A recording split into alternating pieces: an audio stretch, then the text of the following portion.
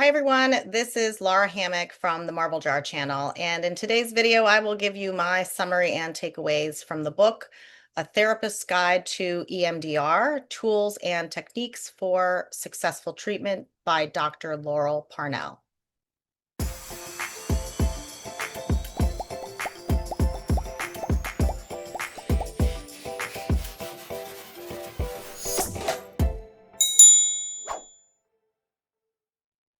I got my first and second level EMDR training about 4 years ago. I chose not to get certified for a couple of reasons, but mostly I tend not to go in for certifications. It's not that I don't believe they're useful. I do. It's just that I tend to be a person who's a mile wide and an inch or two deep rather than the opposite, which means that I prefer to go deeper into the techniques that are serving me in the moment rather than decide on one and stick with it. In other words, I tend to be a little bit more of a generalist rather than a specialist. To be clear, I'm not saying that this approach is better than any other. I just know this about myself and I try to work with my brain when I can rather than against it. In my practice, I've used EMDR quite a bit. I have a light bar and I use this website, bilateralstimulation.io, when I'm performing EMDR by telehealth. Generally, I do not have clients who come to me specifically for EMDR, but I offer it to my current talk therapy clients who are looking to go deeper in their trauma processing. For the most part, I think adding EMDR in this way is absolutely wonderful. It tends to bring up things that would never surface in standard talk therapy. But that said, I have three hangups about EMDR. The first is that the rigid protocol can be too onerous for me, and I don't really like some of the protocol elements. The second is that because I don't practice EMDR exclusively, I can be a bit nervous, and I have not always been successful getting my clients down to a 0 of emotional intensity out of 10. So, probably because of this, my third issue is that clients have a tendency to push away from it once they've reduced their intensity to about a 3 or a 4 out of 10. In other words, their processing is not yet complete. I think those last two things are kind of tied together. Fast forward to earlier this year, at the Psychotherapy Networker Conference in February, I took a workshop with Dr. Laurel Parnell, the author of this book. She's one of the original EMDR practitioners, and she trained directly with Francine Shapiro, who is the originator. My workshop with her was nothing short of transformative for me, mostly because she gave me permission to make it your own. Apparently, this is something that Francine Shapiro emphasized, but that has somehow gotten lost along the way. Although she developed this intense, protocol-driven procedure, she encouraged her practitioners to be flexible and to make it their own. So I may get some pushback from EMDR purists here, but I wanted to give my experience just in case it helps anyone else.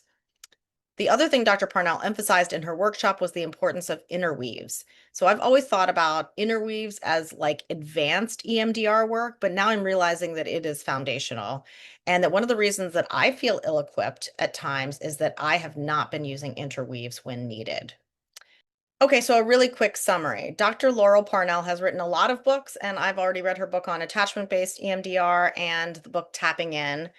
But my current comments for this video have to do with her book, A Therapist's Guide to EMDR, which was written in 2007. So it's meant to be used as a manual or a resource for those who are practicing. And I suppose you could use this as a training tool, but I think it's better to have had some intensive training and then use this manual as a way to hone your skills. So because I've had the intensive training, I did not read this book cover to cover the way I would normally read a nonfiction book. Instead, I picked the chapters that were the most meaningful to me. Those included part 3, the EMDR session, including all the procedural steps and dealing with difficulties, and part 4, the clinical application. So my takeaways from the book are specifically about those portions. Okay, well, I can't tell you how the combination of attending her workshop and reading this book has blown my mind open. I now feel more freedom to experiment and be playful, combine things, and see what works in that moment. So, roughly, my takeaways fall into three broad categories: being able to adapt EMDR, interweaves, and different ways of using it. So, let's go through each one. Adapting. Again, feeling at liberty to use, to adapt, and to see what works is fantastic. I should note that with all the clients I'm using adaptations for, I already have established a deep and safe connection with them. And I provide even more internal supports before we get started. And we'll get into all of that in the interweave section. But in all cases, I'm confident that I can help them if things go sideways. So here are some of the adaptations to standard EMDR protocol, leaving out things. She doesn't emphasize this quite as much in the book, but in the workshop, Dr. Parnell talks about how she leaves out a number of the details that are in the protocol to be collected about a target memory. And the things she leaves out are the ones that I am not fond of. So I've always felt it to be awkward to ask for a positive cognition. And I absolutely hate the 0 to 7 scale of validity. So I'm not going to go into too much detail here because I could go into a full-blown rant. But the idea of switching from a 10-point scale for negative cognitions to a 7-point scale for positive cognitions is absolutely bonkers in my mind. I think all of this just takes you out of the moment and it completely confuses my clients. So for this reason, I have felt in the past like I wanted to leave that out, and I now feel at liberty to just leave it out um, of that initial target memory opening sequence. In addition, she suggests that instead of asking someone to name their negative cognition, that we as therapists probably have enough information at that point that we can guess. We can give them some options of what their negative cognition might be, and see what seems most accurate to them. I have found that having a client state what they think is their negative cognition and then telling them it's not quite right is not only rapport destroying, but it also takes them out of the moment. So I'm thrilled to be given permission to do this initial sequence in a way that works best for me. Tapping only. Again, this was less in her book and more in her workshop, but Dr. Parnell almost exclusively uses leg taps now instead of eye movements. So eye movements were when you have the client move their eyes back and forth, either following a light bar or your fingers or a ball on a screen. What she uses instead are alternating leg taps. So kind of doing this on your thighs. Again, for me, this is mind-blowing.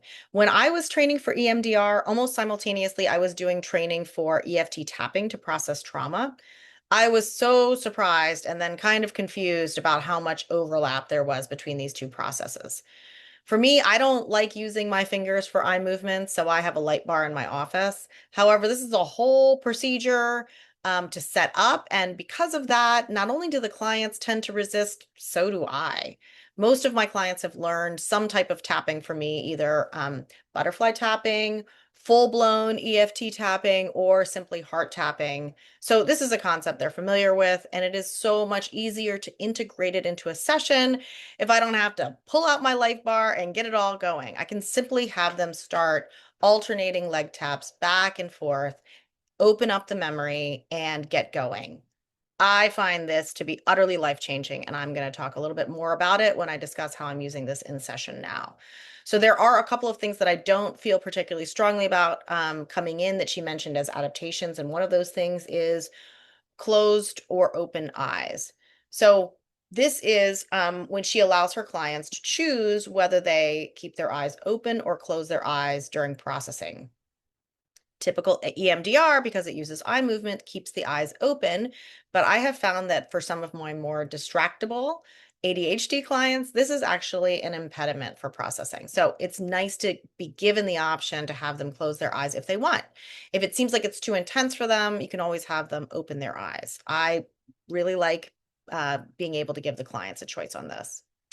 Here's another thing that I didn't feel particularly strongly about, and that is whether they talk during or after the BLS set or the bilateral stimulation set. So, again, this is something that I don't have a strong feeling about, but I appreciate the latitude for a client to be able to do this in the way that they want to.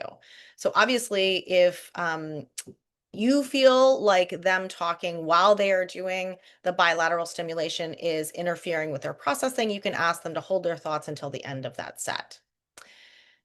Timing. So this is another thing that I found really fascinating, and that is that she watches her clients for when they have completed an emotional wave, and then she tends to stop the bilateral stimulation after the wave.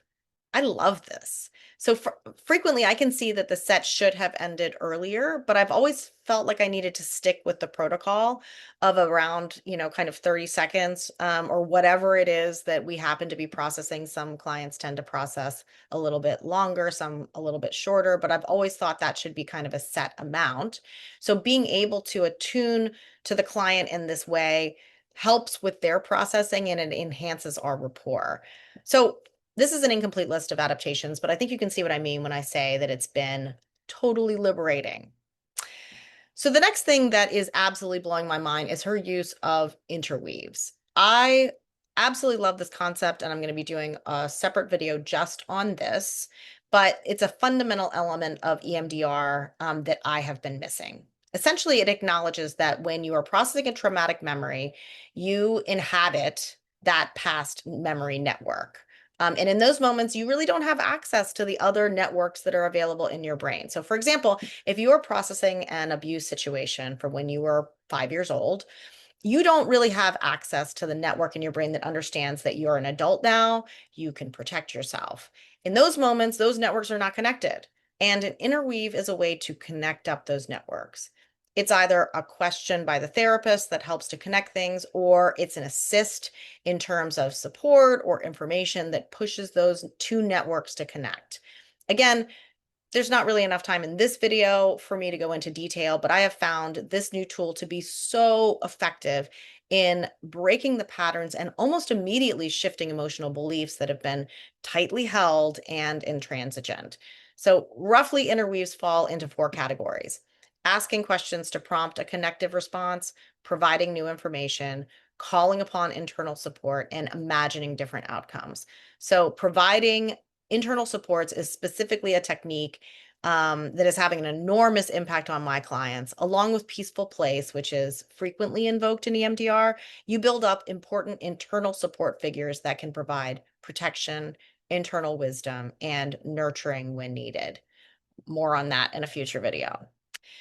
Which brings me to usage. So, this is changing and expanding how I use EMDR in my practice.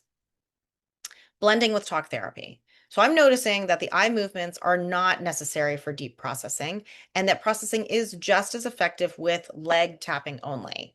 So as long as we've already built in some internal supports, I can easily start a mini EMDR session right when an emotion comes up. So this is something that I have been looking for a while. I don't know if you've experienced this, but I frequently want to stay longer with something that is painful. But talk therapy doesn't always support this want, because there aren't always a lot of words to go there, and to stay there in that moment.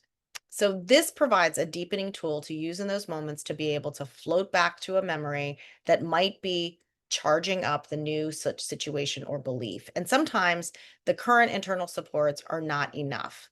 In a beautiful way, the client seems to know exactly what they need in the moment and they can envision it. Essentially, this is giving me the freedom to integrate EMDR processing into regular therapy without all of the resistance that comes up for me or for the clients in using it. And also, there are a lot of applications. So essentially, I think EMDR can be used anytime a deeply held emotional belief is unearthed. So maybe the belief is I'm unlovable, or I'm not a good person, or I'm in trouble. These are all frequent emotionally held beliefs. And when in a good emotional space, they feel less true. But when you're emotionally charged up, they feel 100% accurate. In those moments when the emotions feel 100% accurate, you have an opening to be able to float back to the memory or memories that created that belief, and in the learning, and to process that in that moment. In addition, you can process phobias, OCD triggers, and other rigidly held beliefs using EMDR. And now that I have the flexibility to integrate that right into my sessions, I'm more likely to reach for it, and the clients are more likely to follow my lead. Does this always work? No, of course not. I have some clients who think this is a bunch of poppycock. Fair enough, but for those who are willing to follow my lead, they are getting enormous results more quickly than any other methodology that I have explored, aside from a couple of very successful IFS sessions. And speaking of that, I have found that this process makes it really easy to integrate a lot of other techniques. So I'm using IFS, which is internal family systems, inner child work, narrative therapy, self-compassion, visualization, mindfulness, and all kinds of other tools that are available to me, and that this process simply opens the emotional door for. Okay, so I'm absolutely loving experimenting with this, and I will keep you posted about how I am using it in session. I'm always looking for ways to talk with the emotional brain more directly, and this seems to be a direct line.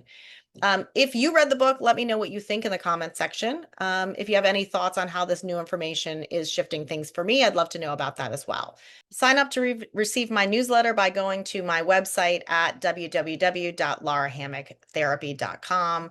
By signing up, you can get my monthly newsletter and also hear the latest on my product offerings. Remember, comments are always appreciated, and thanks for watching.